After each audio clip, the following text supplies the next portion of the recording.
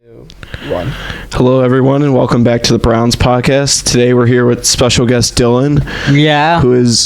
I'm back. Dylan's back. So we're going to jump right into it. We're going to talk about the top 3 new additions that the Browns got in free agency. So I think we should just start it off with Thornhill. I mean, what a pickup right there. Yeah, to me, that is our best pickup. It solidifies the safety position, which was horrible last year. And, he's been to the Super Bowl 3 times, and he's only played for like 5 years. So having that veteran help, that he's won Super Bowls and he's been to it, that's huge to me, especially at the safety position. Dylan, what was your thoughts on Dalvin Tomlinson and his pickup? Nobody thought we would sign him, but we did. And I like the signing. You like the signing? Yeah, that's a huge sign to me. Get that help with Myles Garrett, which, it's like, I guess this is probably the best person he's had on the D-line with him. You could say Clowney, but Clowney's been washed. Yeah. So hopefully Tomlinson can step into that role and help. Maybe him and Myles Garrett could be the best 1-2 punch. Yeah, D-line. Yeah. That's the goal. I gotta say, my favorite pickup might have to be Elijah Moore. Another receiver to probably be the number 2 or 3 in that lineup of receivers that we have here. Another speedy one. Yeah, pretty much another speed threat with Amari Cooper. And the good thing People Jones. Yeah. The good thing is, too, you got a 3rd rounder out of that, too. Yeah. So you didn't just give up your second. You got, to me, Elijah Moore is better than any wide receiver you could have gotten with the 2nd round pick. Mm-hmm. And then getting the 3rd, too, with that's huge. Yeah, that definitely a really big addition to the receiver room. So now we're going to go into our mock draft that we created. Dylan has also created a mock draft. Unfortunately, he couldn't bring it today. Yeah, I forgot it. Do you remember any of the players that you had put on it? Yeah. What were some of the players? I had Bryce Young going number 1. Go number 1. The Panthers. Mm-hmm. And CJ Stroud number 2. I agree with that. Yeah. And that's all I can remember. So what Christian and I did, we did some Browns picks here. One of the ones that we actually predicted together was Jose Ramirez, another J-Ram coming to Cleveland possibility. I picked 229 out of Eastern Michigan. Big edge rusher, and it'd be a perfect fit for us.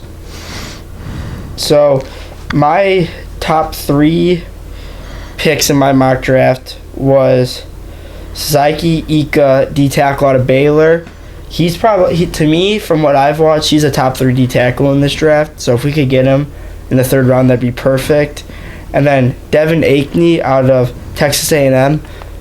He's a running back. I feel like that'd be a really good Kareem replacement.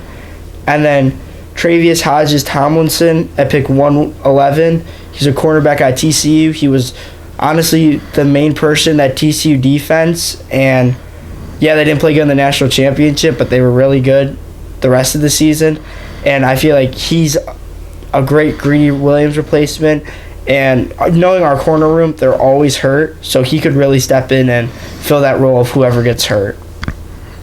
I just got to ask you a question on your mock draft. You picked Max Duggan, the quarterback of TCU, to come to the Browns. I did. He was just sitting there. And, all these teams always take this random QB that you never expect them to, even if they don't need a backup QB. So I'm just saying, I think that could be a possibility. Max Duggan was a Heisman Trophy candidate, came short to Caleb Williams from USC.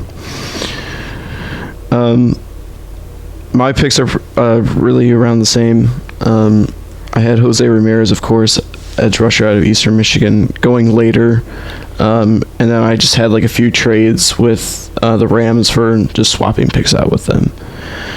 So now we'll go into our record predictions for next year. Dylan, we'll start with you. Record prediction for the 23 Cleveland Browns. I think we go 12-5. 12-5. I could agree with that. Mm-hmm.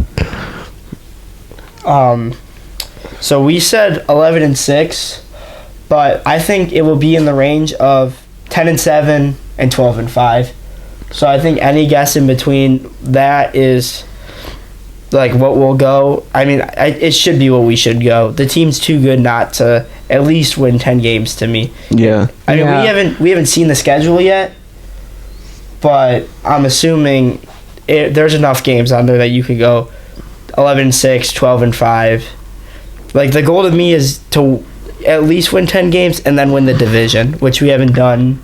We haven't done it all since we've returned. Right. We have a pretty easy schedule this season. I agree. Yeah, we'll look up the schedule for 2023. So, obviously, you got your AFC North. That's 6 games. Then you got the that's the preseason. Okay. So, you play the AFC South this year, which is like Jacksonville, Tennessee, the Colts, Texans. You should win, 3 out of 4 of those games? Maybe Jacksonville's the only one that slips away? Yeah, I would say the only team that you could afford to lose to from the AFC South would be Jacksonville. They're a playoff-ready team, and they're going to go possibly even farther if they can get some more additions to their room. That, Yeah. Yeah, I just feel like Tennessee's on a downfall, and I mean they might do something crazy in the draft where they get rid of Derrick Henry. Yeah. So I guess you never know. And then we play the NFC West, which the only team so the Niners I feel like will beat us, and then Seattle I feel like it's a 50-50. Yeah, I think that's I agree, 50-50. I think they're still trying to figure things out there. They were a wild card team last year. Yeah. What do you think? I think we can beat Seattle. Yeah. And then I think this might be wrong, but it says the other 2 games are the Broncos, Bears, and that's it.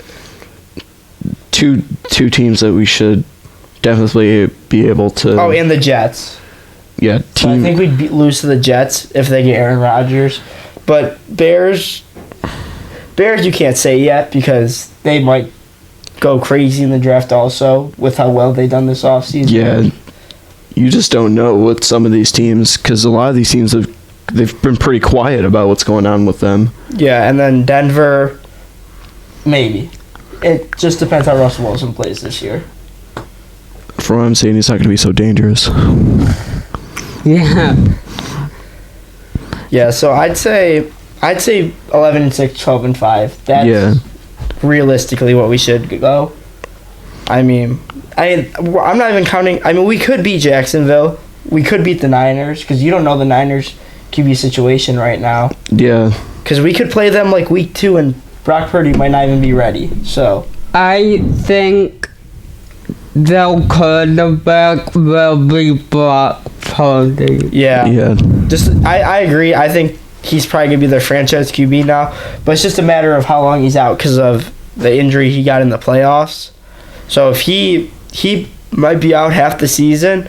So if we play him in the beginning half, then we'll probably face Trey Lance. So Yeah. could be a win there. Dylan, is there anything else you wanted to say about the Browns or anything? No. Good.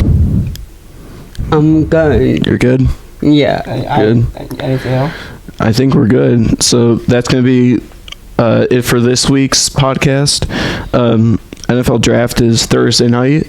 Yeah. And it's going to be a waiting game for us to see who we're picking No first round picks this year. We So don't pick till round 3. yeah, we don't have a not till Maybe third round. later. Yeah, Yeah, we don't have a pick till pick 74. yeah. So the third round. We Yeah. got 73 picks to go. But we might trade it away. Yeah, if they see That's a player true. they like that's not going, they have 2/3 and 2 seconds, or 2/3 and 2/4, so they could trade up. Yeah.